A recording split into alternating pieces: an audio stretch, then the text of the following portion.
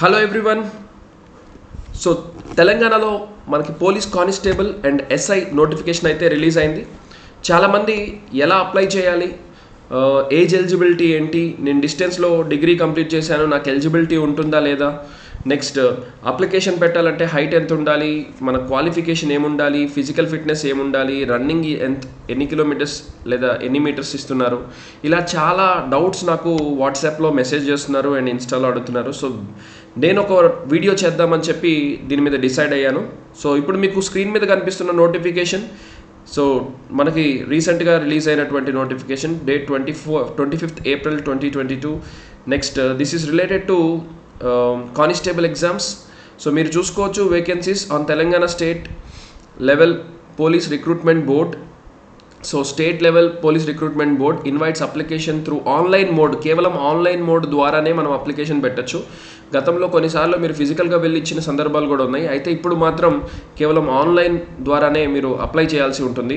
Made available on the website. ఇక్కడ ఇచ్చినటువంటి ఈ వెబ్సైట్ ఏదైతే ఉందో ఈ వెబ్సైట్ లింక్ని మనం క్లిక్ చేసి లేదా ఆ వెబ్సైట్ టైప్ చేసి గూగుల్లో మీరు May 2 నుంచి అప్లికేషన్ స్టార్ట్ చేసుకోవచ్చు. May 2 నుంచి 20 వరకు మనకి అప్లికేషన్స్ అనేవి ఆన్లైన్లో మీరు అప్లై చేయడానికి టైం ఉంచుతారు. సో స్టార్టింగ్ డేట్ అయితే 2 May and ending day 20th May. So May 20 తారీఖు తోటి ఇది last date. And next further మనం చూసుకున్నట్లయితే వేకెన్సీ పోస్టులు ఏమేమి ఉన్నాయి. సో ఇది మాత్రం ఒక భారీ నోటిఫికేషన్ అని మనం ఖచ్చితంగా చెప్పుకోవచ్చు. తెలంగాణ ఎవరైతే అభ్యర్థులు ఉన్నారో కానిస్టేబుల్ ఎస్ఐ ఎగ్జామ్స్కి ప్రిపేర్ అవుతున్నటువంటి అభ్యర్థులు, especially constable exam point of వ్యూలో ఇది ఖచ్చితంగా ఒక భారీ నోటిఫికేషన్ అని అయితే మనం అనుకోవచ్చు. సో వెయిట్ చేస్తున్నటువంటి స్టూడెంట్స్ ఎవరైతే ఉన్నారో వీళ్ళకి నంబర్ ఆఫ్ వేకెన్సీస్ అనేది ఇవ్వటం జరిగింది. సో మీరు చూసుకోవచ్చు ఏ కేటగిరీస్లో ఎన్నెన్ని పోస్టులు అనేవి. So 4,965 vacancies. So pay scale, constable pay scale వచ్చేటప్పటికి మీకు ఇక్కడ కనిపిస్తుంది. సో 24,000 బేసిక్ పే, దాని తర్వాత అప్ టు 72,850 రూపీస్ వరకు మీకు పే స్కేల్ అనేది సివిల్ కానిస్టేబుల్ ఎగ్జామ్. సో మీకు సెలెక్ట్ అయినటువంటి స్టూడెంట్స్కి ట్రైనింగ్ అనేది ఇవ్వడం జరుగుతుంది. నెక్స్ట్ ఏఆర్ వాళ్ళకి కూడా దాదాపుగా మీకు సేమ్. అండ్ నెంబర్ ఆఫ్ పోస్టులు చూస్తే 4,423. సో ఇది ఓవరాల్ పోస్టులను ఇండికేట్ చేస్తుంది. అయితే మీకు డిస్ట్రిక్ట్ వైజ్ సపరేట్గా మీకు నోటిఫికేషన్లోనే క్లియర్గా మెన్షన్ చేయడం కూడా జరిగింది. డిస్ట్రిక్ట్ వైజ్ ఏ డిస్ట్రిక్ట్లో ఎన్నెన్ని పోస్టులు ఉన్నాయి, కొత్తగా డివైడ్ చేసినటువంటి డిస్ట్రిక్ట్స్ అండ్ జోన్స్ ప్రకారమే ఇక్కడ మీకు ఇవ్వటం జరిగింది నోటిఫికేషన్లో. సో ఇవైతే present vacancies. So total vacancies వచ్చేటప్పటికి మీకు 15,644 టోటల్ వేకెన్సీస్ అనేవి మనకి ఇక్కడ లిస్ట్లో ఇవ్వటం జరిగింది. సో యూనిట్ వైజ్ ఇక్కడ మీకు ఏ యూనిట్కి ఎన్నెన్ని పోస్టులు అనేది కూడా మీకు ఇక్కడ ఇవ్వటం జరిగింది. మీరు కావాలంటే స్క్రీన్ షాట్ తీసుకోవచ్చు. సో స్పెసిఫిక్గా మీకు ఏ యూనిట్లో ఎన్నెన్ని ఉన్నాయి అనేది కూడా నేను స్క్రీన్ మీద ఒకసారి డిస్ప్లే చేస్తాను. సో టోటల్ డిస్ప్లే చేస్తాను. అండ్ నోటిఫికేషన్ కూడా మీరు డౌన్లోడ్ చేసుకోవచ్చు. సో కింద డిస్క్రిప్షన్లో నోటిఫికేషన్ డీటెయిల్స్ కూడా ఇవ్వటం జరుగుతుంది. సో మీరు ఖచ్చితంగా వెబ్సైట్లోకి వెళ్ళి డౌన్లోడ్ చేసుకోవచ్చు. సో ఆ తర్వాత మీకు నంబర్ ఆఫ్ వేకెన్సీస్ చూసిన తర్వాత చాలామందికి వచ్చేటువంటి డౌట్, ఇదొకటి, unit wise division of vacancies for the district cadre post. So code number 26. So code wise మీకు ఈ నోటిఫికేషన్స్ అనేవి గుర్తుపెట్టుకోవాల్సిన అవసరం ఉంది. సో ఇది పోస్ట్ కోడ్ అంటారు. So post code. సో ఈ కోడ్ని బేస్ చేసుకొని మీకు ఫర్దర్గా డిస్కస్ చేయడం అనేది జరుగుతుంది. 21 అనే పోస్ట్ కోడ్కి సంబంధించి సివిల్, 22 ఏఆర్, 23 వచ్చేటప్పటికి SAR CPL constables men. Next 24 TSSP men police department. So ఇవి 5,000 పోస్టులు దాకా ఉన్నాయి దాదాపుగా. స్టైఫండెడ్ క్యాడెట్ ట్రైనీ అని అంటారు. Next 25 post code. సో ఇట్లా పోస్ట్ కోడ్స్ ఎందుకు ఇచ్చారంటే గుర్తుంచుకోవడానికి మనకి ఈజీగా. ఫర్ ఎగ్జాంపుల్ ఇక్కడ ఫైర్ సర్వీస్ డిపార్ట్మెంట్లో మీకు జాబ్ పోస్టులు వచ్చేటప్పటికి పోస్ట్ కోడ్ 26 అప్లై అవుతుంది. Next prisons and correctional services. So దీనిలో వచ్చేటప్పటికి 27 post. So ward mail, ward female వచ్చేటప్పటికి 28 ప్రిజన్స్ డిపార్ట్మెంట్, అంటే ప్రిజన్స్లో మీకు వర్క్ ఉంటుంది, అంటే జైల్స్ సెక్షన్ అనమాట. సో పోస్ట్ కోడ్ మీరు గుర్తుంచుకుంటే అది ఫైర్ సర్వీసా లేకపోతే నార్మల్ సివిలా అనేది మనం ఐడెంటిఫై చేసుకోవచ్చు. సో ఇక్కడ నెంబర్ ఆఫ్ పోస్టులు చూస్తే ఫీమేల్కి కూడా చాలా 33% వరకు పోస్ట్స్లో ఇవ్వటం జరిగింది. అండ్ ఫీమేల్ రిజర్వేషన్ కూడా మనం గమనించవచ్చు. నెక్స్ట్ ఫర్దర్ దాని గురించి కూడా ఫీమేల్స్కి కూడా ఇది ఒక మంచి నోటిఫికేషన్ అని మనం ఖచ్చితంగా చెప్పుకోవచ్చు. నెక్స్ట్ చాలామంది అడుగుతున్నటువంటి డౌట్స్లో ఒక్కొక్క డౌట్ని మనం సాల్వ్ చేసుకుంటూ వెళ్దాం. ఈ వీడియో అయితే చివరి వరకు చూడండి, అన్ని డౌట్స్ మీకు మ్యాక్సిమం సాల్వ్ అవుతాయి. నోటిఫికేషన్ మొత్తం నేను డీటెయిల్గా ఎక్స్ప్లెయిన్ చేస్తాను. Candidates to check their eligibility before applying. మీరు అప్లై చేసే ముందే మీ యొక్క ఎలిజిబిలిటీని మీరు జాగ్రత్తగా చెక్ చేసుకోవాలి. Candidates who are desirous and eligible, repeat eligible only may apply through online mode only. So మీకు ఎలిజిబుల్ స్టూడెంట్స్ అంటే ఎలిజిబుల్ క్యాండిడేట్స్ ఎవరైతే ఉన్నారో వీళ్ళు మాత్రమే అప్లై చేయాలి. మీకు ఎక్కడైనా ఎలిజిబిలిటీ లేదు అని చెప్తే మీరు ముందు అప్లై చేయడం అనేది ఆపచ్చు అని చెప్పి ఇక్కడ క్లియర్గా ఒక నోట్ అయితే ఇవ్వడం జరిగింది. సో ఎలిజిబిలిటీ ఎలా చెక్ చేసుకోవాలి ఏంటి అనేది కూడా మనం ఫర్దర్ చూద్దాం. ఎలిజిబిలిటీ, ఫిజికల్ ఎలిజిబిలిటీ చెక్ చేసుకోవాలి. అండ్ సెవరల్ ఫ్యాక్టర్స్ ఉన్నాయి దానిలో, ఎడ్యుకేషనల్ క్వాలిఫికేషన్, ఇట్లా అన్ని ఫ్యాక్టర్స్ని మనం చెక్ చేసుకోవాలి అప్లై చేసే ముందు. సో ఫీ స్ట్రక్చర్ వచ్చేటప్పటికి OC BC candidates with local status of Telangana state applying for the post code civil AR, ఇందాక మనం చెప్పాం కదా పోస్ట్ కోడ్స్ ఏవైతే ఉన్నాయో, SPF, firemen, TD, so disaster response, so fire service department, warders, male, female, ఇందాక మనం చూసాం దాదాపు అన్ని పోస్టులు ఇక్కడ కవర్ అయినాయి. సో వీళ్ళకి ఫీజు వచ్చేటప్పటికి 800 ఉంటుంది towards registration of the application. ఇదేంటంటే అప్లికేషన్ ప్రాసెసింగ్కి, next conduct of the examination. ఇప్పుడు ఆన్లైన్లో మనం అప్లై చేయడానికి మనకి అయ్యేటువంటి ఈ సర్వర్స్ మెయింటైన్ చేయడానికి కావచ్చు, మీకు ఈ సాఫ్ట్వేర్ డెవలప్ చేసి దాన్ని మెయింటైన్ చేసి డిజైన్ చేసినందుకు, ఇట్లా వీటి అన్నిటికీ అయ్యే ఖర్చుల కోసం మాత్రమే గవర్నమెంట్ తీసుకుంటుంది. చాలామంది అనుకుంటుంటారు గవర్నమెంట్కి చాలా ఎక్కువ ఇన్కమ్ వస్తుంది ఇది. సో ఇది గవర్నమెంట్ ఇన్కమ్ కోసం కంటే కూడా ఎక్కువ ప్రయారిటీ దేనికి ఇస్తుంది అంటే వాళ్ళకి అయ్యేటువంటి ఖర్చుని మనకి చూపిస్తున్నారు. ఆ ఖర్చు కోసమే ఈ అమౌంట్ అనేది తీసుకోవడం జరుగుతుంది. మెయింటెనెన్స్ ఆఫ్ పోర్టల్, సో ఈ పోర్టల్ మెయింటైన్ చేయడానికి, ఇట్లా చాలా రీజన్స్, మీకు ఎగ్జామ్స్ కండక్ట్ చేయడానికి, మరియు అక్కడ పెట్టేటువంటి సిబ్బంది, వీళ్ళకి ఇచ్చే శాలరీస్, అక్కడ ప్రొవైడ్ చేసే వాటర్ ఫెసిలిటీస్, ఇవన్నిటిని కూడా తెలంగాణ కాదు జనరల్గా ఏ గవర్నమెంట్ అయినా సరే ఇట్లాగే చేస్తుంది. Next local candidates to state of Telangana have to pay only ₹400. So ఇక్కడ మీరు చూడొచ్చు ఎస్సీ ఎస్టీ కేటగిరీస్కి అయితే కనుక మనకి ₹400 అనేది పే చేయడం జరుగుతుంది. All other candidates has to pay and they have to pay, all other candidates have to pay ₹800. So ఇది మీకు 800 ఫీజు అనేది ఉంటుంది. And SC and ST candidates అయితే 400 ఫీజు ఉంటుంది. For candidates who are applying for more than one notification issued by TSLP-RB within a period of 3 months from the date of notification, the physical measurement test. So physical measurement టెస్ట్కి ఏదైతే ఉంటుందో ఈ fee అనేది exemption చేయడం జరుగుతుంది. అంటే ఒక్కసారి physical test అనేది కండక్ట్ చేస్తే ఇదే ఫిజికల్ టెస్ట్ అనేది మీకు 3 months వరకు వ్యాలిడిటీ ఉంటుంది. కాబట్టి ఫిజికల్ టెస్ట్ లైక్ మీరు పార్టిసిపేట్ చేసేటువంటి ఫిజికల్ టెస్ట్లు ఏవైతే ఉంటాయో, లాంగ్ జంప్, రన్నింగ్, ఇలాంటివన్నీ, వీటన్నిటికీ వ్యాలిడేషన్ అనేది మీరు ఒక్క ఎగ్జామ్కి అప్లై చేస్తే మిగతా జాబ్స్ అన్నిటికి కూడా సేమ్ ఫిజికల్ ఎలిజిబిలిటీ అనే దాన్ని కన్సిడర్ చేస్తారు. కాబట్టి స్పెసిఫిక్గా దానికోసం ఫీజు ఏమీ పే చేయాల్సిన అవసరం లేదని చెప్పి ఇక్కడ వచ్చిన నోట్ పుటప్ చేశారు. సో దీనివల్ల మనకి పెద్ద డిఫరెన్స్ ఏమి రాదు. సో జస్ట్ కొన్ని పోస్టులకి మాత్రం ఆ ఎక్స్ట్రా రిబేట్ అనేది మనకి ₹50 అనేది రిబేట్ రూపంలో వస్తుంది. ఎస్పెషలీ ఒక్కొక్క పోస్ట్కి వచ్చేటప్పటికి ₹50 రిబేట్ అనేది on account of saving incurred due to conduct of common physical test, common physical measurement test ఇవన్నీ చేయటం ద్వారా. సో దీన్నే common physical measurement and common physical efficiency test అని అంటాం. Common physical measurement test and common physical efficiency test. So physical efficiency అంటే మీకు running ఇలాంటివన్నీ వస్తాయి. ఫిజికల్ మెజర్మెంట్స్ మీ యొక్క హైట్, వెయిట్ ఇలాంటివి చెక్ చేసేటువంటి టెస్ట్. సో ఇవి కామన్గా కండక్ట్ చేస్తారు కాబట్టి వీటి మీద ఒక ₹50 రిబేట్ అనేది పోస్ట్ కోడ్కి వైజ్ ఇవ్వటం జరిగింది. సో ఇది చూడాలి అప్లై చేసేటప్పుడు, ఆన్లైన్లో మనకి ఫీజు పేమెంట్ చేసేటప్పుడు మనకు క్లారిటీ వస్తుంది మనం దేనికి అప్లై చేస్తున్నాము, ఎంత రిబేట్ ఇస్తున్నారు అనేది. సో ఎస్సీ ఎస్టీ క్యాండిడేట్స్కి అయితే ₹100 రిబేట్ అనేది జరుగుతుంది. ఎడిషనల్ పోస్ట్కి అప్లై చేసేటప్పుడు ఒక పోస్ట్ కంటే ఎక్కువ పోస్టులకు అప్లై చేసేటప్పుడు ₹100 అనేది ప్రతిసారి ఫీజు కట్టకుండా మీకు రిబేట్ ఇస్తాము అని చెప్పి మెన్షన్ చేయడం జరిగింది నోటిఫికేషన్లో. అది మనకి వన్స్ నోటిఫికేషన్లో అప్లై చేసేటప్పుడు మనకు అది క్లారిటీ వస్తుంది, ఎంత రిబేట్ మనకి అప్లై అవుతుంది, మీరు ఎన్ని పోస్టులకు అప్లై చేస్తారు అనే దాన్ని బట్టి అది ఉంటుంది. పేమెంట్ ఆఫ్ ఫీజ్ ఖచ్చితంగా మీరు పేమెంట్ ఆఫ్ ఫీజ్ అనేది candidates has to register himself or her self in the website given here. So ఇక్కడ వెబ్సైట్ ఏదైతే ఇచ్చారో ఈ వెబ్సైట్లో మీరు ఫస్ట్ రిజిస్ట్రేషన్ చేసుకోవాలి. Use the mobile number using as an ID. మీకు మీ మొబైల్ నెంబర్ ఏదైతే ఉంటుందో మీకు ఈ నోటిఫికేషన్ మీరు అప్లై చేసిన దగ్గర నుంచి మొత్తం ఫైనల్ సెలెక్షన్ అయిపోయేంత వరకు మీ దగ్గర అదే సెల్ ఫోన్ ఉండాలి. సో అది మీదే బాధ్యత అని చెప్పి క్లియర్గా మీకు ఇక్కడ ఇంటిమేట్ చేయడం జరుగుతుంది. మీరు ఫీజు కట్టడం కాబట్టి కానివ్వచ్చు, మీకు వచ్చేటువంటి ఇంటిమేషన్స్ ఫర్దర్ అన్నీ కూడా ఆ మొబైల్కి మాత్రమే వస్తాయి. కాబట్టి మీరు మొబైల్ అప్లై చేసేటప్పుడే మీరు ఎవరో ఒకరిది ఫ్రెండ్స్ మొబైల్ నెంబర్ లేదా పేరెంట్స్ మొబైల్ నెంబర్స్ ఇవ్వద్దు, మీ దగ్గర ఉండేటువంటి మొబైల్ నెంబర్ మాత్రమే ఇవ్వండి. So candidates are advised to provide such mobile number as their login ID. So మీకు ఇది ఫర్దర్గా లాగిన్ ఐడిగా కూడా పనిచేస్తుంది అదే mobile number, which will be in currency throughout the process. Means process మొత్తం జరిగేటప్పుడు అంతా కూడా వీళ్ళ దగ్గరే అదే ఫోన్ ఉండాలి.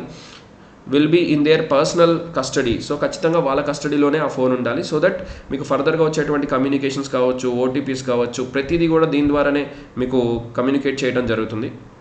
సో రిక్రూట్మెంట్ అయ్యేంత వరకు కూడా మీరు అదే ఫోన్ని మెయింటైన్ చేయాలి. ఈ స్టెప్ మర్చిపోవద్దు. This fees can be paid by using credit card. So ఈ ఫీజు కట్టడం అనేది ఏదైతే ఉందో ఇది క్రెడిట్ కార్డ్ ద్వారా లేదా డెబిట్ కార్డ్ ద్వారా లేదా నెట్ బ్యాంకింగ్ ద్వారా కూడా మీరు పే చేయొచ్చు. అండ్ నేనైతే ఒక రికమెండ్ చేస్తున్నాను, ఖచ్చితంగా మీ క్రెడిట్ కార్డో మీ డెబిట్ కార్డో లేదా మీ ఇంటర్నెట్ బ్యాంకింగ్ ద్వారా కట్టడానికి మీరు మ్యాక్సిమం ప్రిఫరెన్స్ ఇవ్వండి. లేదా దాని బయట ఎవరైనా వేరే వాళ్ళు యూజ్ చేయడం వీటికంటే కూడా అది ఎక్కువగా మీ డెబిట్ కార్డే యూజ్ చేయడానికి ట్రై చేయండి. సో దట్ ఫర్దర్ ఏదైనా మిస్ మ్యాచ్ అయినా, ఏదైనా మిస్ఇంటరప్షన్ జరిగినా, ఏదైనా గవర్నమెంట్ ఫర్దర్గా ఏదైనా ఫీజు వెనక్కి ఇవ్వటం కానీ ఇలాంటి ఏదైనా జరిగినా కూడా మీ అకౌంట్కే వచ్చే అవకాశం ఉంటుంది. సో ఖచ్చితంగా మీరు గుర్తుపెట్టుకోండి, మీ డెబిట్ కార్డే యూజ్ చేసి మీరు పేమెంట్ చేయడానికి, ఫీజు పేమెంట్ చేయడానికి ట్రై చేయండి. నెక్స్ట్ స్టెప్ 3, ఎందుకంటే గతంలో ఒకసారి ఎస్ఎస్సిలో కూడా అట్లాగే జరిగింది. ఫీజు పే చేసిన తర్వాత గవర్నమెంట్ తర్వాత కొంత అమౌంట్ రిటర్న్ ఇవ్వటం అనేది జరిగింది. ఆఫ్టర్ అది ఆ కన్సర్న్ అకౌంట్స్కి మాత్రమే ఇవ్వడం జరిగింది. కొంతమంది ఎవరైతే ఆన్లైన్లో బయట ఇంటర్నెట్ షాప్స్లో అప్లై చేస్తారో వాళ్ళ ఆ క్రెడిట్ కార్డ్, డెబిట్ కార్డ్ వాడిన వాళ్ళకి ఆ అమౌంట్ వెళ్ళటం జరిగింది. సో ఈ పాయింట్ కూడా దృష్టిలో పెట్టుకోండి. మ్యాక్సిమం మీ క్రెడిట్ కార్డ్ లేదా మీ డెబిట్ కార్డ్ లేదా మీ పేరెంట్స్ మాత్రమే యూజ్ చేయడానికి ట్రై చేయండి. That's the best thing.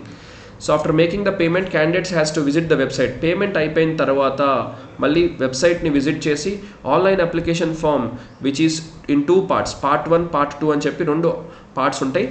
So part 1 application has to be submitted initially along with the scanned copies of the passport size photo.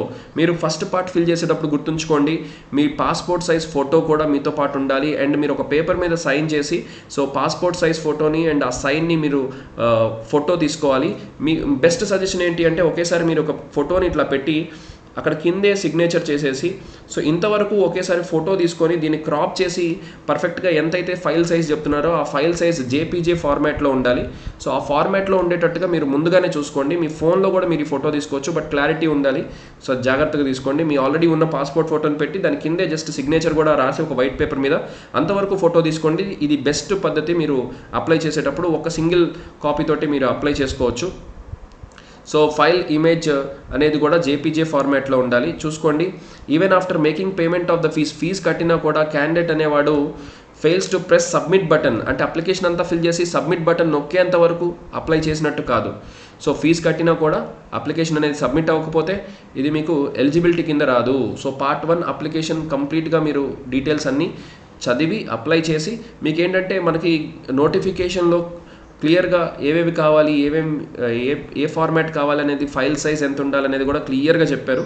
So మళ్ళీ ఫర్దర్గా దాని మీద కూడా క్లారిటీ ఉంటుంది, మళ్ళీ డీటెయిల్గా డిస్కస్ చేద్దాం.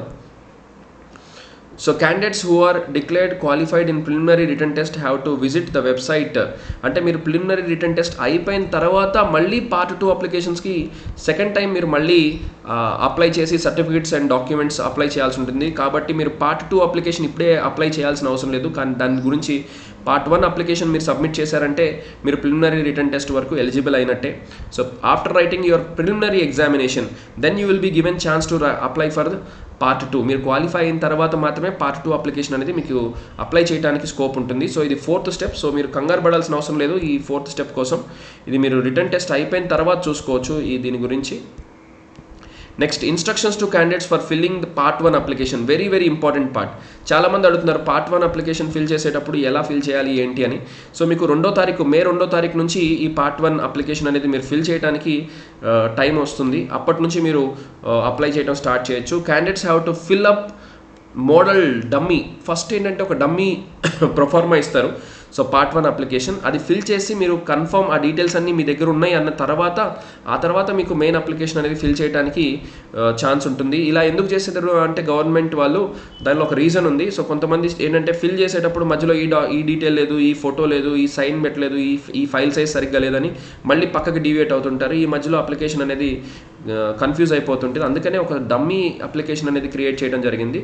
దాన్ని మీరు ఫిల్ చేసిన తర్వాత మీకు రిలవెంట్ సర్టిఫికేట్స్, మీరు రిలవెంట్ డాక్యుమెంట్స్ ఏవేవి అవసరమో మీకు ఒక ఐడియా వస్తుంది. దాన్ని బేస్ చేసుకొని మీరు మెయిన్ అప్లికేషన్ ఫిల్ చేయడానికి అయితే స్కోప్ ఉంటుంది.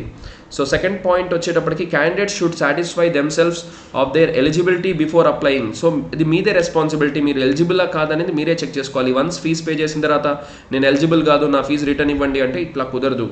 So should not register more than once, ఒక్కసారి మాత్రమే రిజిస్టర్ చేసుకోవాలి. ఒక్క క్యాండిడేచర్ మాత్రమే ఇక్కడ కన్సిడర్ చేయబడుతుంది.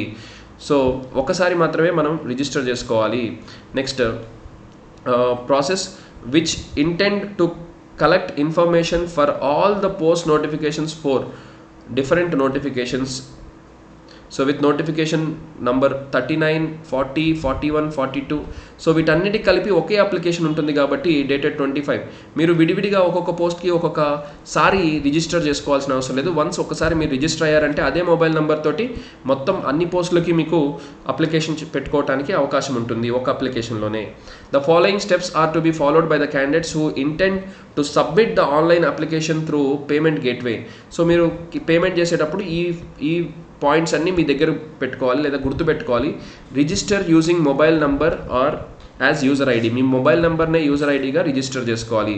Select post for which he or she wants to apply. So మీరు ఏ పోస్టులకు అయితే అప్లై చేస్తున్నారో అవి క్లియర్గా సెలెక్ట్ చేసుకోవాలి. మీరు సెలెక్ట్ చేసుకోకపోతే మళ్ళీ ఆ పోస్టులకు ఎలిజిబిలిటీ ఉండదు. మీరు ఫస్ట్ పార్ట్ అప్లికేషన్ చేసేటప్పుడు క్లియర్గా మీరు ఏ పోస్టులకు అప్లై చేస్తున్నారో అనేది సెలెక్ట్ చేసుకోవాలి. So note the fee that has to be paid depending on the post chosen. మీరు ఏ పోస్టులు అయితే చూస్ చేసుకున్నారో దాన్ని బట్టి మీ ఫీజు అనేది వేరీ అవుతుంది. సో మీరు 3-4 పోస్టులకు అప్లై చేస్తే మీ ఫీజు పెరుగుతుంది. మీరు ఒక పోస్ట్కి అప్లై చేస్తే మీకు 800 మాత్రమే ఉంటుంది. మీరు ఎడిషనల్గా ఏదైనా పోస్ట్కి అప్లై చేస్తే మళ్ళీ ఎడిషనల్గా 800 పడే అవకాశం ఉంది. అయితే రిబేట్ అనేది ఇందాక ఏదైతే మాట్లాడుకున్నామో జనరల్ క్యాండిడేట్స్ అయితే 50 రూపీస్ అండ్ SC ST అయితే 100 రూపీస్ రిబేట్ ఏదైతే ఉందో ఆ రిబేట్ కూడా మీకు వెనక్కి ఇచ్చే అవకాశం ఉంది. Next continue using payment of fee using any mode made available. So మీకు ఏదైతే ఇందాక చెప్పారో క్రెడిట్ కార్డ్, డెబిట్ కార్డ్ వీటన్నిటి ద్వారా నెట్ బ్యాంకింగ్ ద్వారా కూడా మీరు అమౌంట్ పే చేయొచ్చు.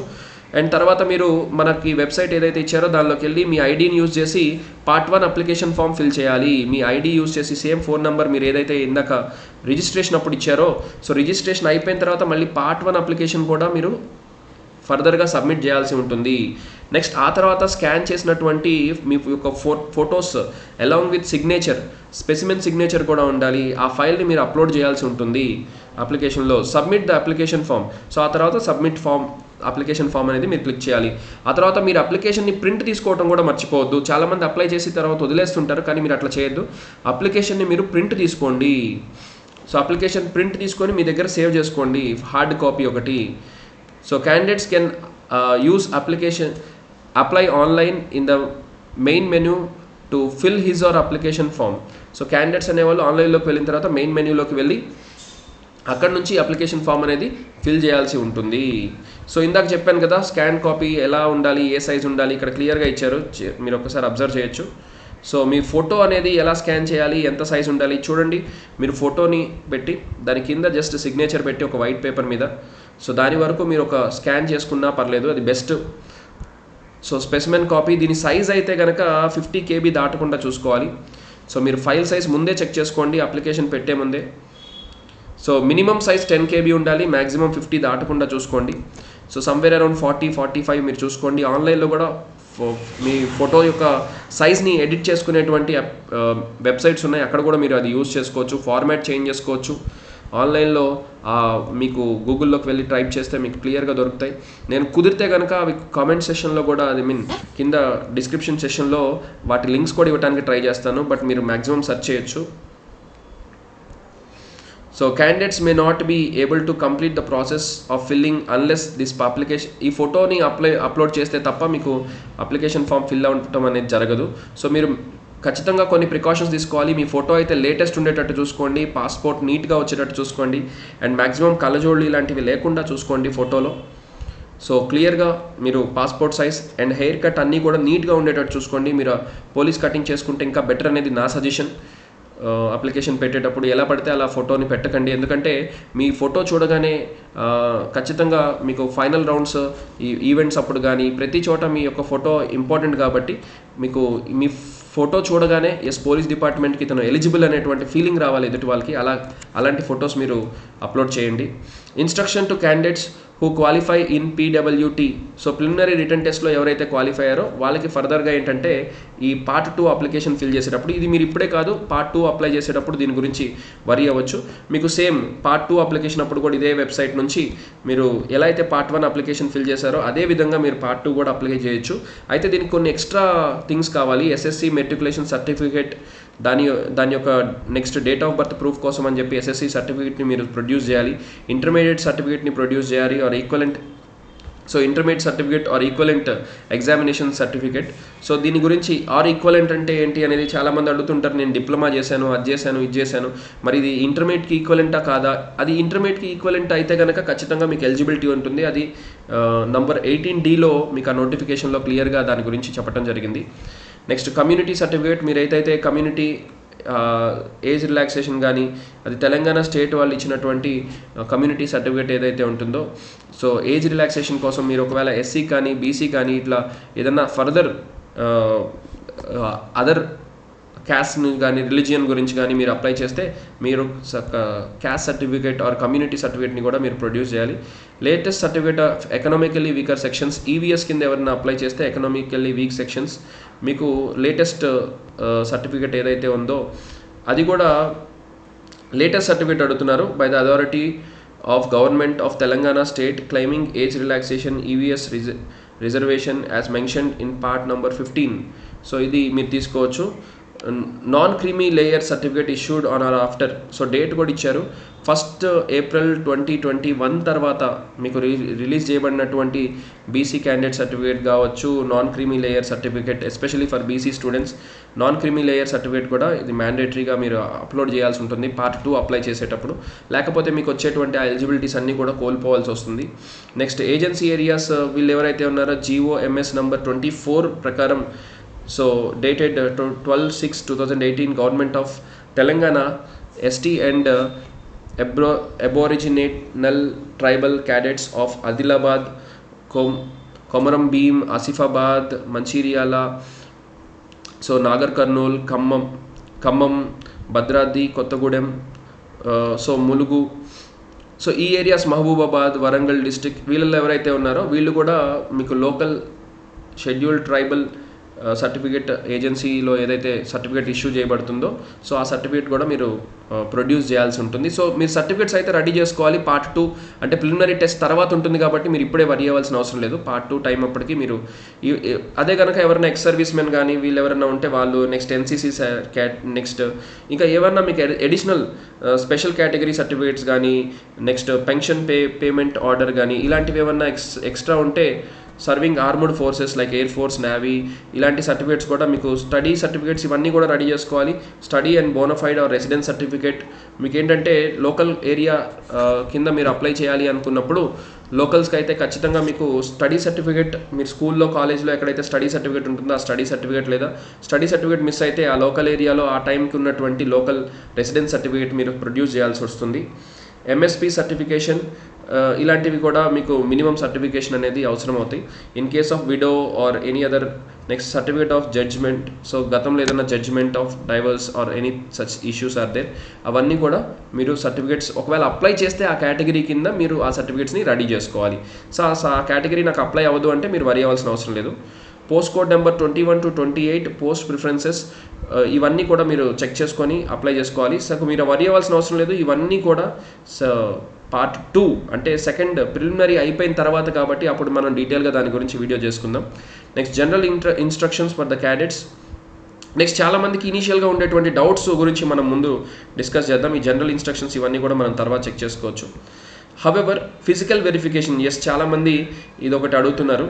So physical verification of original certificates మీకు ఎప్పుడు జరుగుతుంది అంటే మీరు వన్స్ ప్రిలిమినరీ క్వాలిఫై అయిన తర్వాత మీరు ఇన్ పర్సన్ వెళ్ళి డాక్యుమెంట్ వెరిఫికేషన్ అనేది చేయించుకోవాల్సి వస్తుంది. దీనికోసం మీకు date of birth certificate, educational qualification, ఇందాక మనం చెప్పుకున్నటువంటి ఈ సర్టిఫికేట్స్ అన్నీ కూడా మీరు రెడీ చేసుకొని ఉండాలి. సో మీకు ఆన్లైన్లో అప్లై చేసిన తర్వాత మీకు ఫిజికల్ వెరిఫికేషన్కి కాల్ చేయడం జరుగుతుంది. అప్పుడు మీరు డేట్, ప్లేస్, టైం అవన్నీ చెప్తారు.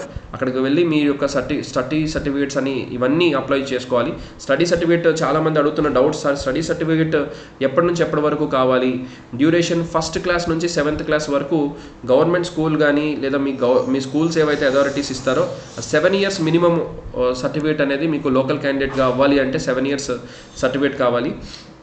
In case the candidate who did not study in the government or government recognized school, ఒకవేళ government or government recognized aided స్కూల్స్లో కానీ వీటిలో చదవకపోతే నెక్స్ట్ రెసిడెన్స్ సర్టిఫికేట్ అనేది మీరు ప్రొవైడ్ చేయాల్సి వస్తుంది. ఆ పర్టికులర్ టైంలో tahsildar level, next mandal revenue department నుంచి మీరు ఆ సర్టిఫికేట్ తెచ్చుకోవాల్సి ఉంటుంది. So minimum 7 years local candidature మీరు ప్రూవ్ చేసుకోవడానికి ఈ సర్టిఫికేట్స్ కావాలి. నెక్స్ట్ హోమ్ గార్డ్, ఎన్సీసీ ఇవన్నీ ఇందాక మనం ఆ సర్టిఫికేట్స్. నెక్స్ట్ ఉమెన్ రిజర్వేషన్ చాలామంది అడుగుతున్నారు ఉమెన్ రిజర్వేషన్ ఎట్లా ఉంది అని. So 33% vacancies in each category are reserved for women. ఇచ్చినటువంటి పోస్ట్లో కూడా సో ప్రతి దానిలో కూడా 33.3% అనేది రిజర్వ్ చేయడం జరుగుతుంది. 10% of the vacancies in each category are reserved for the women for the post code number 22 post code ఏదైతే ఉందో దీనిలో 10% వేకెన్సీస్, 21 పోస్ట్ కోడ్లో 33% రిజర్వేషన్ అనేది విమెన్కి ఇవ్వడం జరిగింది.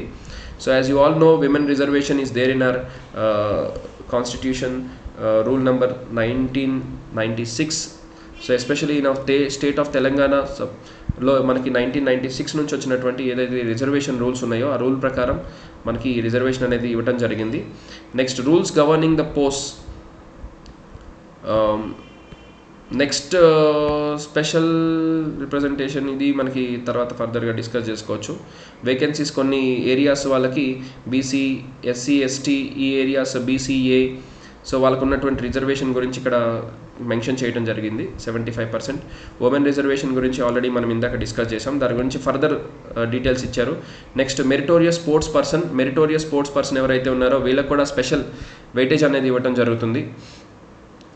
So rule number 2 Telangana state and subordinate service rules 1996 and who possess the necessary certificates issued by the competent authority clearly certifying that the qualifying participation was prior to the date of the notification. ఇవన్నీ కూడా మీకు notification కంటే ముందే వచ్చి ఉండాలి. Certificates will come under this reservation and it will be applicable to the following categories only. Category 1 sports person who won medals or represented India in the international competition.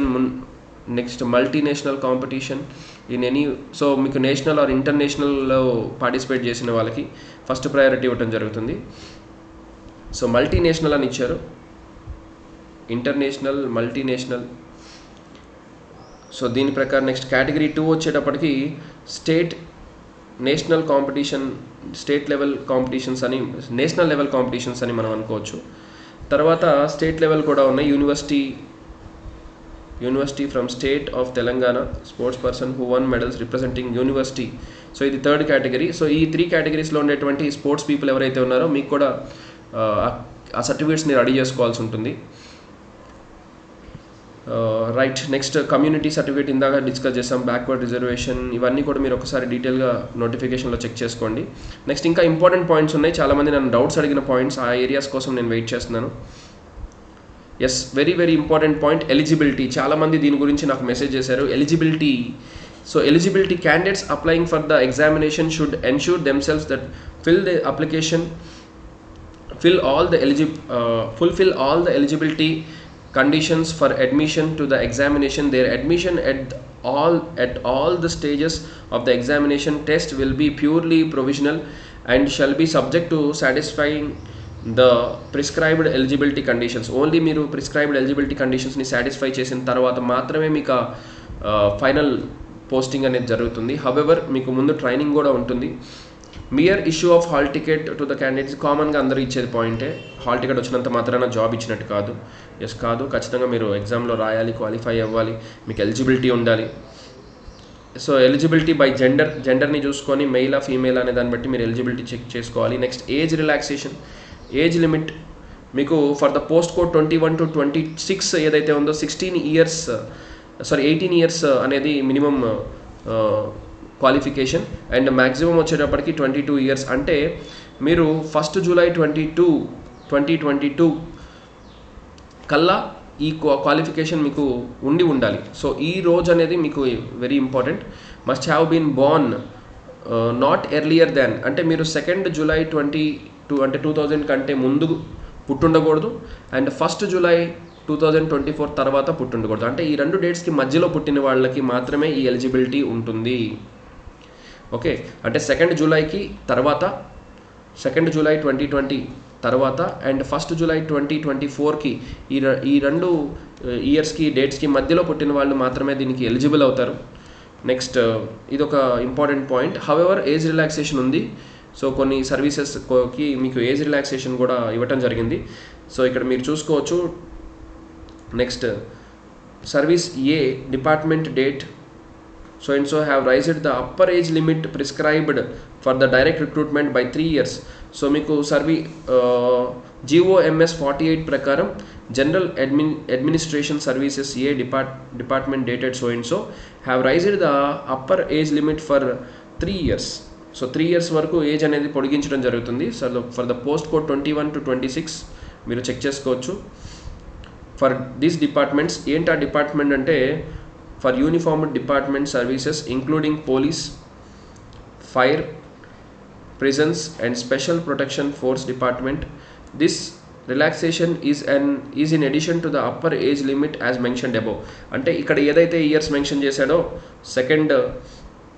2nd July 20 తర్వాత పుట్టిన వాళ్ళు and 1st July 24కి ముందు పుట్టిన వాళ్ళని అన్నారు కదా. So ఇక్కడ ఒక 3 years అనేది ఏజ్ రిలాక్సేషన్ మీరు అబ్జర్వ్ చేయొచ్చు. అంటే 2007 వరకు పుట్టిన వాళ్ళు ఎలిజిబుల్ అవుతారు దీని ప్రకారం. సో అట్లా మనం నోటిఫికేషన్లో అబ్జర్వ్ చేయొచ్చు. సో 3 years అనేది ఏజ్ రిలాక్సేషన్ ఇవ్వడం జరిగింది. ఇది ఒకసారి చెక్ చేసుకోండి. ఫర్ హోమ్ గార్డ్స్, ఎవరైతే హోమ్ గార్డ్స్ ఉన్నాడో వాళ్ళకి ఇంకొక 2 years అనేది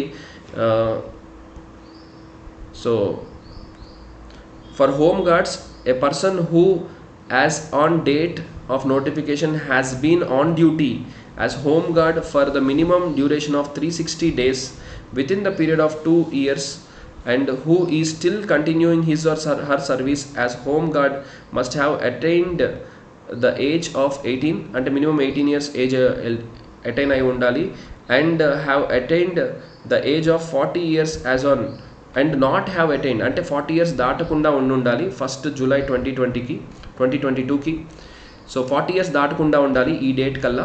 సో అప్పుడు మీకు ఎలిజిబిలిటీ వస్తుంది. Must have been born on, ఇక్కడ మీకు డేట్స్ ఇచ్చారు. సో దీనికంటే ముందు పుట్టుండకూడదు, దీని తర్వాత పుట్టుండకూడదు. సో ఆ డేట్స్ని చెక్ చేసుకొని ఆ డేట్స్ ప్రకారం మీకు ఎలిజిబిలిటీ ఉందా లేదా అనేది మీరు చెక్ చేసుకోవచ్చు. However department have raised upper age limit prescribed for the direct recruitment for 3 years. So for uniformed service దీని ప్రకారం వీళ్ళకి కూడా 3 years ఎక్స్ట్రా ఏజ్ రిలాక్సేషన్ అనేది ప్రొవైడ్ చేయడం జరుగుతుంది. సో ఇట్లా పోస్ట్ కోడ్ని బట్టి పోస్ట్ కోడ్ నెంబర్ 27 and 28 దీనికి కూడా ఏజ్ అనేది 2 years వరకు ఇచ్చారు. 18 to 22 years అనేది వీళ్ళకి ఇవ్వడం జరిగింది. నెక్స్ట్ 21, 22, 28 ఫర్ ఉమెన్ క్యాండిడేట్స్ వీళ్ళకి కూడా depending upon the caste and all SC ST క్యాస్ట్ని బేస్ చేసుకొని ఏజ్ 40 years వరకు ఇవ్వడం జరిగింది.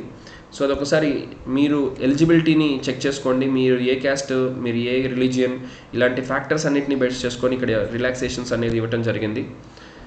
సో దీని ప్రకారం మీరు 35 years SC ST candidates must have attained. So ఇట్లా డిఫరెంట్ పోస్ట్ కోడ్స్ని బట్టి మీకు ఏజ్ రిలాక్సేషన్ అనేది ఇవ్వడం జరిగింది. ఒకసారి మీరు ఎలిజిబుల్ కదా చెక్ చేసుకోండి. సో ఫర్దర్గా మీకు క్లియర్గా ఇక్కడ ఒక టేబుల్ లాగా ఇచ్చారు category number wise. So already డిపార్ట్మెంట్లో వర్క్ చేసేవాళ్ళు ట్రాన్స్కో డిపార్ట్మెంట్లో కానీ డిస్కామ్ వీటిలో తెలంగాణ స్టేట్ జెన్కో వీటిలో వర్క్ చేసే వాళ్ళకి 5 years ఏజ్ రిలాక్సేషన్ ఇవ్వటం జరిగింది. సో ఇది కూడా మీరు ఒకసారి చెక్ చేసుకోండి, మీరు సర్టిఫికేట్స్ ప్రొవైడ్ చేయాల్సి వస్తుంది. ఎక్స్ సర్వీస్ మెన్ ఆర్మడ్ ఫోర్సెస్లో పనిచేసే వాళ్ళకి 3 years age relaxation along with their service in the army or air force whatever it is. Next NCC instructors ఎవరైతే ఉంటారో వీళ్ళకి 3 years along with the service of the done in the particular department. Next SC ST 5 years age relaxation ఎక్స్ట్రాగా ఇవ్వటం జరిగింది. And next 3 years additional relaxation for retrenched temporary employees in the state census department. So census డిపార్ట్మెంట్లో work చేసిన వాళ్ళు ఎవరైతే ఉన్నారో minimum service 6 months ఉన్న వాళ్ళకి కూడా 3 years ఏజ్ రిలాక్సేషన్ అనేది ఇవ్వడం జరిగింది. సో ఈ ఏజ్ రిలాక్సేషన్స్ ఫ్యాక్టర్స్ అనేది చూసుకోండి ఎలిజిబిలిటీ చూసుకునేటప్పుడు. Next educational qualification, as most awaited. చాలామంది ఈ పాయింట్ గురించి డౌట్స్ అడిగారు. Must have passed intermediate or equivalent examination recognized by the state government as on 1st July 2022. 1st July 2022 కల్లా intermediate చదివి ఉండాలి లేదా ఇంటర్మీడియట్ సర్టిఫికేట్ అతని దగ్గర ఉండాలి అండ్ దాని ఈక్వలెంట్ ఏవైనా సరే కంప్లీట్ చేసి ఉండొచ్చు.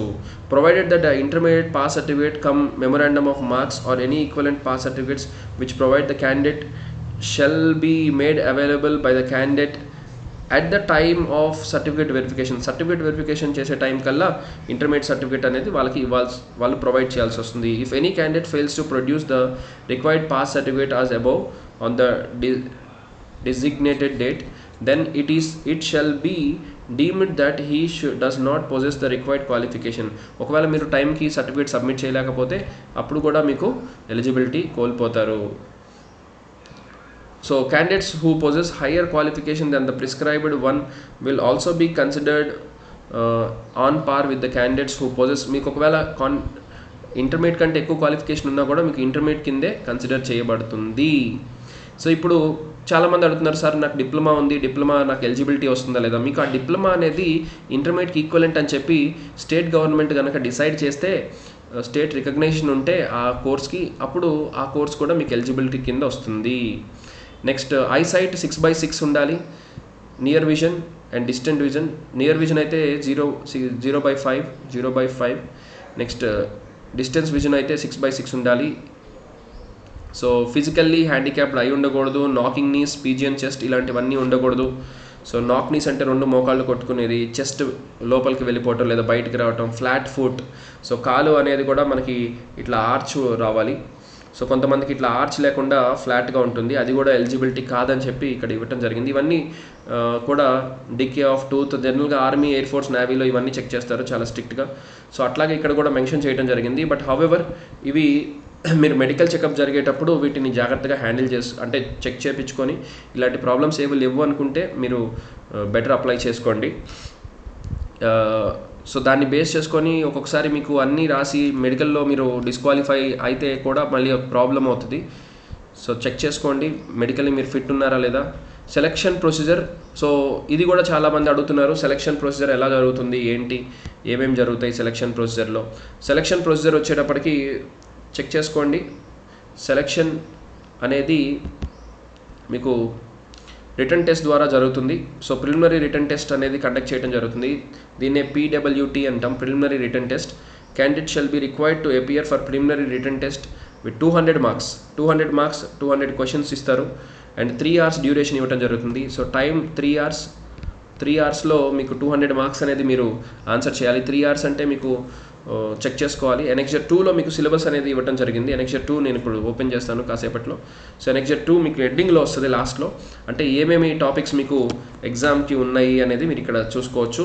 సో రిటర్న్ టెస్ట్లో క్యాస్ట్ తోటి సంబంధం లేకుండా ప్రిలిమినరీ టెస్ట్లో ఎవరికైనా సరే 30% వస్తే చాలు. ఓసీ అయినా, బీసీ అయినా, ఎస్సీ అయినా, ఎస్టీ అయినా, ఎక్స్ సర్వీస్ మెన్ అయినా సరే ప్రిలిమినరీ టెస్ట్లో మాత్రం ఖచ్చితంగా 30 marks అనేది మీరు స్కోర్ చేసుకోవాల్సి ఉంటుంది.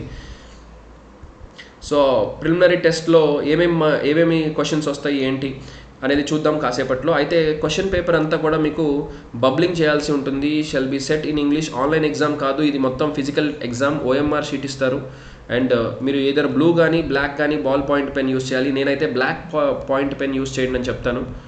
So so black ball point pen మీరు అలవాటు చేసుకోండి.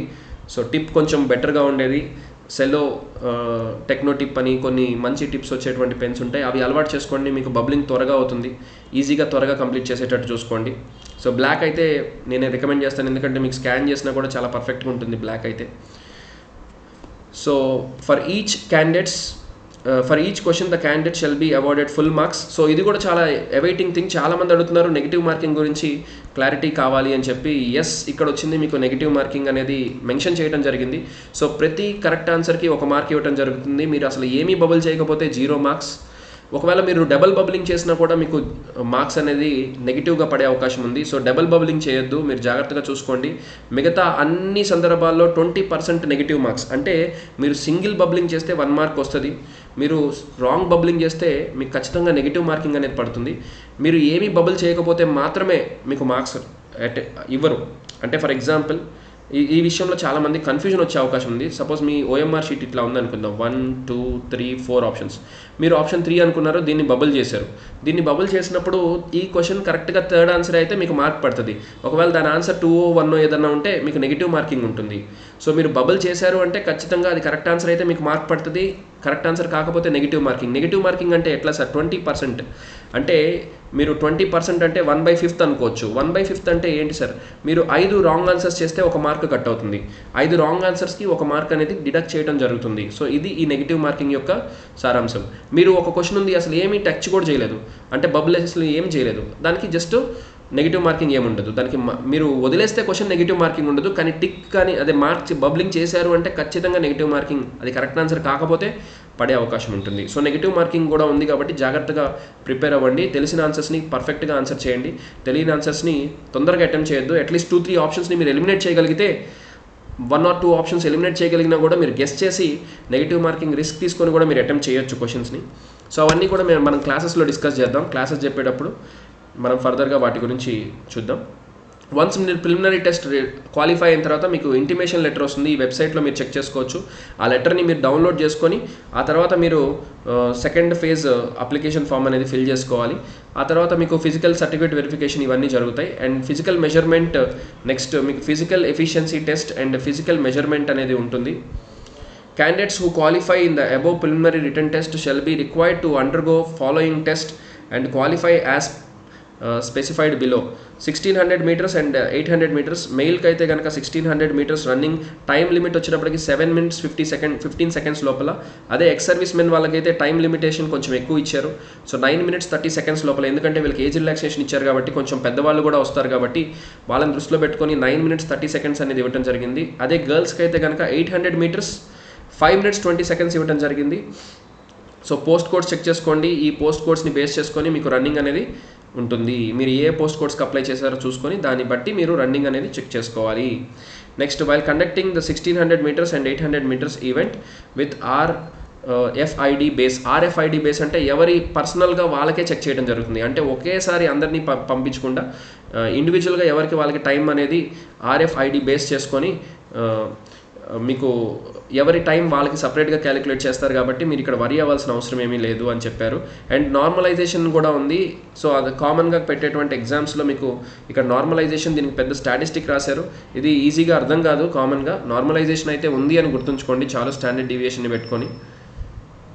అంటే ఈ నార్మలైజేషన్ ఎలా వర్కౌట్ అవుతుందంటే అక్కడ ఏమైనా డిస్టెన్సెస్లో కానీ ఇంకేదైనా ప్రాబ్లమ్స్ ఉంటే కూడా మీకు ఈ నార్మలైజేషన్ని బేస్ చేసుకొని రౌండెడ్ మార్క్స్ అనేది near to decimal places 3 decimal places వరకు నియర్గా రౌండింగ్ చేస్తారు. అంటే పాయింట్స్లో మీకు స్కోర్ వచ్చినా కూడా నియర్ బైని బేస్ చేసుకొని నియర్ బైని మార్క్ని బట్టి మీకు రౌండింగ్ చేస్తారు. నెక్స్ట్, ఫిజికల్ మెజర్మెంట్స్ అనేవి ఇలా ఉండాల్సి ఉంటుంది. For the post code number 21 and 27 మెన్కి అయితే 167.6 centimeters ఉండాలి. 167.6 centimeters అనేది ఒక 21 and post code number 27 men అయితే 167 ఉండాలి. నెక్స్ట్, విమెన్ అయితే 150 హైట్ చెక్ చేసుకోండి మీరు అప్లై చేసే ముందు. 152 centimeters ఉండాలి. హైట్ అనేది ఒక ఇంపార్టెంట్ ఫ్యాక్టర్ ఇక్కడ అవుతుంది. సో ఖచ్చితంగా కొంతమందికి హైట్ అనేది సూట్ అవ్వకపోతే ఎలిజిబిలిటీ కూడా కోల్పోయే అవకాశం ఉంటుంది. అయితే మీకు కొంతమందికి ఏజ్ రిలాక్సేషన్ కూడా ఇవ్వడం జరిగింది. హైట్, ఏజ్ రిలాక్సేషన్ కాదు, sorry, correction.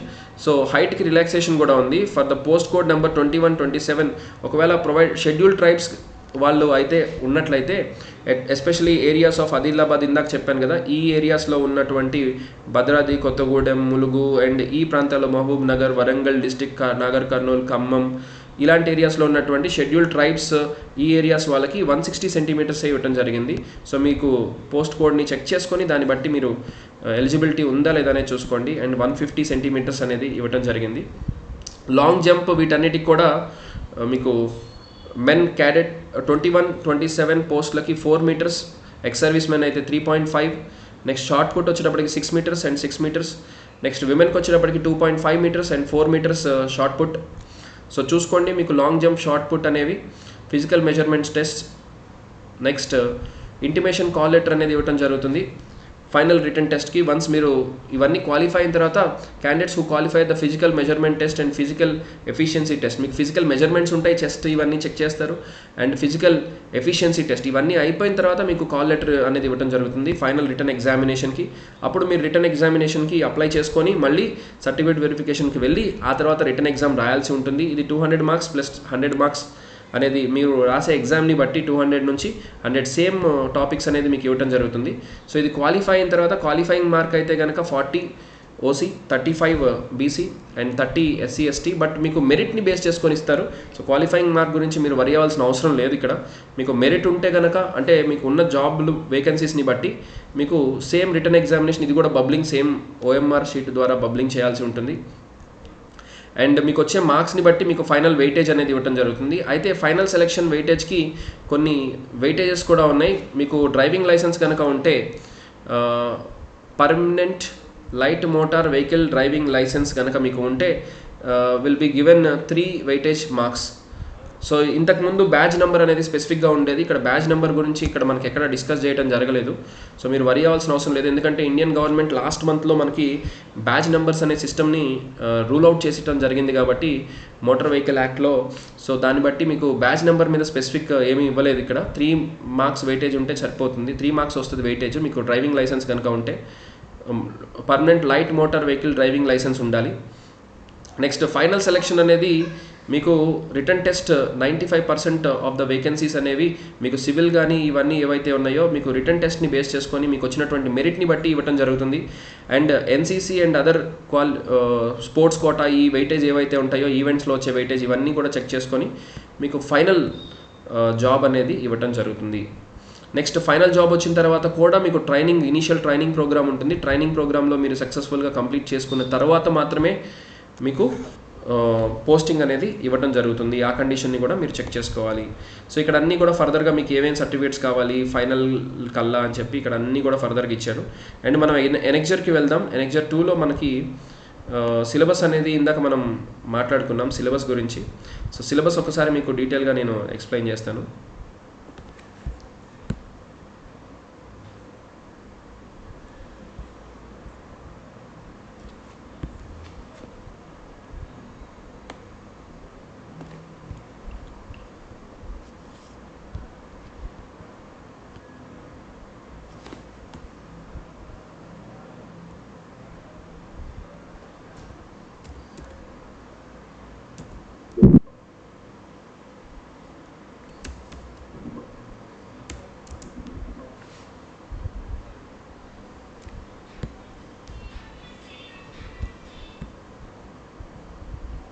So just a second, మనకి సిలబస్ ఏమేమి ఉంది అనేది ఒక్కసారి మనం ఇక్కడ చెక్ చేసుకుందాం before we conclude this. So దీనికి రిజర్వేషన్ ఇవన్నీ కూడా ఫర్దర్గా డీటెయిల్గా మనకి నోటిఫికేషన్లో యూజ్ అప్పటికే లెందీ అయిపోయింది వీడియో. సో నేను డైరెక్ట్గా సిలబస్ ఏమేమి ఉంది అనేది ఒకసారి డిస్కస్ చేసి మీరు ఇక్కడ చెక్ చేసుకోవచ్చు. ఎనెక్జర్ టైం డ్యూరేషన్ అనేది మెన్ 4 మినిట్స్కి అయితే ఎన్ని మార్క్స్ వస్తాయి. సో మీరు 4 minutes 15 secondsలో పరిగెడితే 100 మార్క్స్ అనేది ఇవ్వడం జరుగుతుంది. 4 minutes 16 seconds నుంచి 35 అయితే 95 మార్క్స్, 4 minutes 30 ఇట్లా మీకు మార్క్స్ వెయిటేజ్ అనేది ఇవ్వడం జరుగుతుంది. చెక్ చేసుకోండి, మీ టైంని బట్టి మీకు మార్క్స్ అనేది ఇవ్వడం జరుగుతుంది. నెక్స్ట్ ఎనెక్జర్ 2లోకి వచ్చేటప్పటికి సిలబస్ ఏమేమి ఉంటుంది చాలామంది అడుగుతున్నారు. మీకు ఉండేటువంటి syllabus English, arithmetic, general science, history of India, Indian culture, Indian national movement, so principles of geography, Indian geography, polity, economy, current events of national and international importance, tests of reasoning, mental ability. So ఇవన్నీ కూడా next contents related to pertaining of state of Telangana.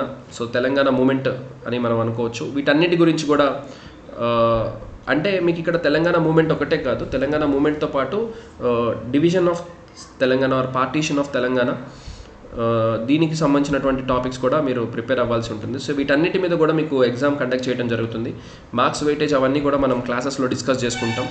So English, arithmetic, general science ఇవన్నీ కూడా మీకు important. అన్ని topics మీద మీరు prepare అవ్వాల్సి ఉంటుంది. లాస్ట్ టైం మనం తెలంగాణ పేపర్ చూస్తే దాదాపు ఎస్ఎస్సి స్టాండర్డ్ ఇంగ్లీష్ కానీ అర్థమెటిక్ కానీ ఇవన్నీ కూడా స్టాండర్డ్ చాలా హైగా ఇచ్చారు. సో మనం అదే స్టాండర్డ్ని దృష్టిలో పెట్టుకొని ప్రిపేర్ అయితే బెటర్ అనేది నా సజెషన్. సో నెక్స్ట్ ఎస్ఐ నోటిఫికేషన్కి వచ్చేటప్పటికి దాదాపు మ్యాక్సిమం అన్ని కామన్ పాయింట్సే ఉంటాయి. సో మీకు సేమ్ డేట్ ఏదైతే ఉందో అప్లికేషన్ పెట్టడానికి సేమ్ డేట్ అండ్ అప్లికేషన్ పెట్టే ప్రాసెస్ అంతా కూడా సేమ్ ఉంటుంది. బట్ నెంబర్ ఆఫ్ వేకెన్సీస్ ఒకటి మీకు వేరీ అవుతుంది, ఇక్కడ చెక్ చేసుకోండి. బ్లూ కలర్లో ఉండేటువంటి ఈ నోటిఫికేషన్ ఏదైతే ఉంటుందో ఇది అప్లికేషన్. నెక్స్ట్ క్వాలిఫికేషన్ కూడా మారుతుంది మీకు. సో ఇంటర్మీడియట్ క్వాలిఫికేషన్ తోటి మీకు ఏ జోన్ని బట్టి ఎన్ని వేకెన్సీస్ ఉన్నాయో కూడా చెక్ చేసుకోవచ్చు. మీకు ఎస్ఐకి పోస్ట్ కోడ్ నెంబర్, ఇక్కడ కూడా పోస్ట్ కోడ్స్ అనేవి ఉంటాయి. ఇందాక మనం ఏదైతే కానిస్టేబుల్కి పోస్ట్ కోడ్స్ చూసామో అట్లాగే ఇక్కడ కూడా పోస్ట్ కోడ్స్ అనేవి ఉంటాయి. ఈ పోస్ట్ కోడ్ని బట్టి మీరు చెక్ చేసుకోవాలి మీకు ఎలిజిబిలిటీ ఉందా లేదా అనేది. సో నెక్స్ట్ ఫీ స్ట్రక్చర్ అంతా కూడా ఇక్కడ 1000 రూపీస్, కానిస్టేబుల్కి అయితే 800 అనుకున్నాము, ఇక్కడైతే 1000 రూపీస్ ఉంటుంది fee structure. And rebate same అట్లాగే ఉంటుంది.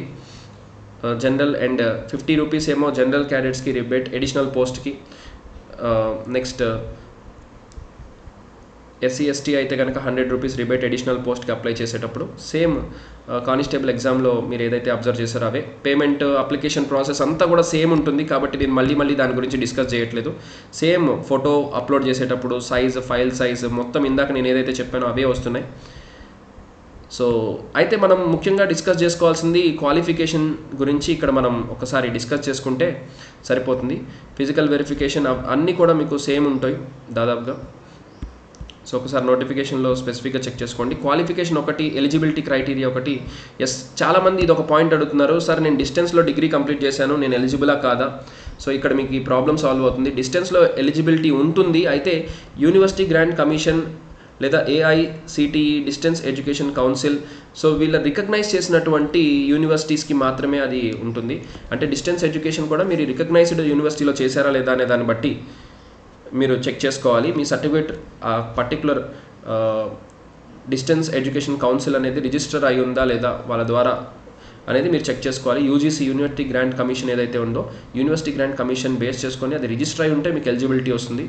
సో మీరు మినిమం డిగ్రీ అనేది కంప్లీట్ చేసి ఉండాలి, మస్ట్ పొజెస్ డిగ్రీ. నెక్స్ట్ ఏ టైం కల్లా అంటే 1 జూలై 2022 కల్లా మీకు డిగ్రీ సర్టిఫికేట్ అనేది మీ దగ్గర ఉండాలి. లేదా మీరు ఎగ్జామ్ టైం కల్లా మీరు ఆ డిగ్రీ సర్టిఫికేట్ని ప్రొడ్యూస్ చేయగలగాలి. అంటే సర్టిఫికేట్ వెరిఫికేషన్ టైం కల్లా. అంటే డిగ్రీ ఆల్రెడీ రాసి రిజల్ట్స్ కోసం వెయిట్ చేస్తున్న వాళ్ళు కూడా అప్లై చేయొచ్చు, బట్ మీకు టైంకి సర్టిఫికేట్ అనేది ప్రొడ్యూస్ చేయగలగాలి. అప్పుడు మాత్రమే మీకు ఎలిజిబిలిటీ వస్తుంది, లేకపోతే మళ్ళీ రాసినా కూడా మీకు ఎలిజిబిలిటీ కోల్పోతారు. నెక్స్ట్ ఫిజికల్ ఫిట్నెస్ దాదాపుగా మీకు 6x6 ఐసైట్ అంతా కూడా, నాక్ నీస్ అవన్నీ కూడా దాదాపు సేమ్ మీకు కనిపిస్తున్నాయి. Selection procedure or scheme. So preliminary written test, ఈ రిటర్న్ టెస్ట్ ఒకటి మారుతుంది మీకు. కానిస్టేబుల్ ఎగ్జామ్కి అయితే ఇందాక సిలబస్ చూసాం అవన్నీ ఉంటాయి. అయితే ఎస్ఐకి వచ్చేటప్పటికి arithmetic, test of reasoning, mental ability వీటి మీద 100 అండ్ 100 మార్క్స్ జనరల్ స్టడీస్, అంటే మొత్తం 200 మార్క్స్కి 100 marks arithmetic, reasoning and mental ability. Next general studies 100 marks. ఈ రెండు మాత్రమే ప్రిలిమినరీ టెస్ట్లో ఉన్నాయి. అండ్ ఇవి క్వాలిఫై అయితే అప్పుడు రిటర్న్ టెస్ట్ అనేది మీకు కండక్ట్ చేయడం జరుగుతుంది. సో మీకు పేపర్ మొత్తం కూడా ఇంగ్లీష్, తెలుగు అండ్ ఉర్దూ 3 మీడియంస్లో ఉంటుంది.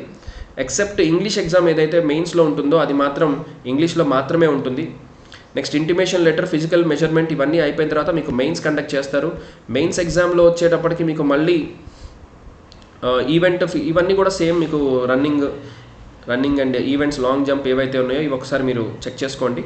అండ్ ఫైనల్ సెలెక్షన్ వచ్చేటప్పటికి మీకు రిటర్న్ టెస్ట్ అనేది కండక్ట్ చేయడం జరుగుతుంది మళ్ళీ. సో ఈ రిటర్న్ టెస్ట్లో వచ్చేటప్పటికి మీకు మార్క్స్ అనేది ఇంగ్లీష్ ఇవ్వటం జరుగుతుంది, తెలుగు ఇవ్వటం జరుగుతుంది. And mains same return test ఏదైతే ఉందో మెయిన్స్ సిలబస్ ఒకసారి చూద్దాం. సో మనకి మెయిన్స్ సిలబస్ నోటిఫికేషన్లో ఇచ్చారు. Final selection would be based on the same and syllabus మనకి ఎక్కడ ఇచ్చారో చెక్ చేద్దాం. ఫైనల్ ఇక్కడ ఇచ్చారు, ఒకసారి చూసుకోవచ్చు. So part A paper 1 candidate shall be awarded full marks. Then same మీకు ఇందాక బబ్లింగ్ ఏదైతే ఉందో సో బబ్లింగ్ అనేది 25 marks shall be awarded for the negative. So ఇక్కడ వెయిటేజ్ చూసుకుంటే నెగిటివ్ మార్కింగ్ 25 వెయిటేజ్ అంటే 1/4 నెగిటివ్ ఉంది.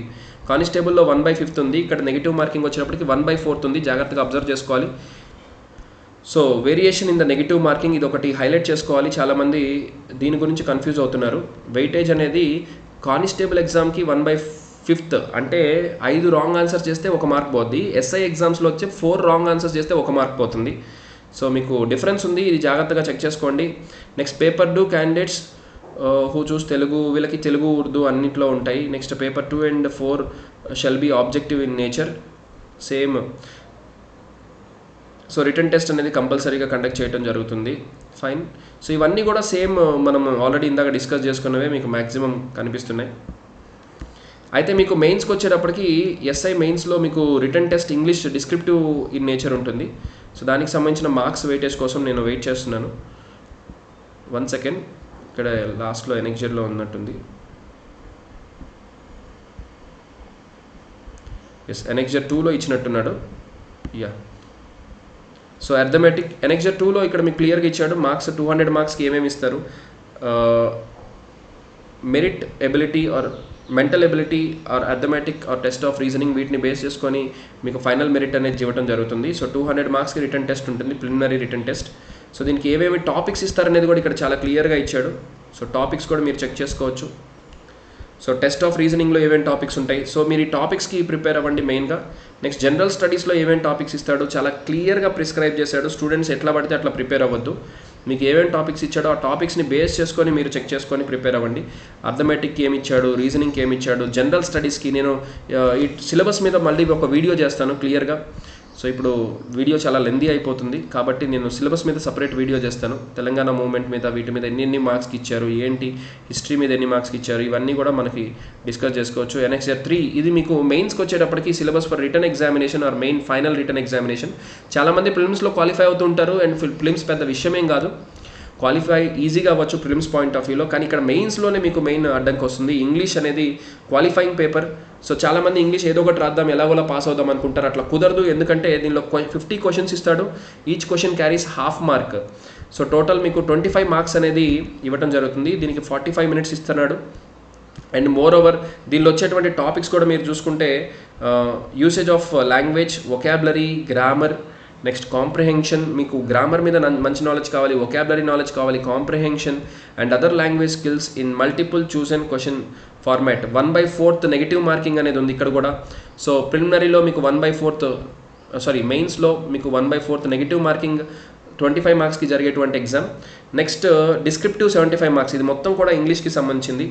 సో ఇక్కడ నేను క్లియర్గా మీకు ఎక్స్ప్లెయిన్ చేయడానికి ట్రై చేస్తాను. 25 మార్క్స్.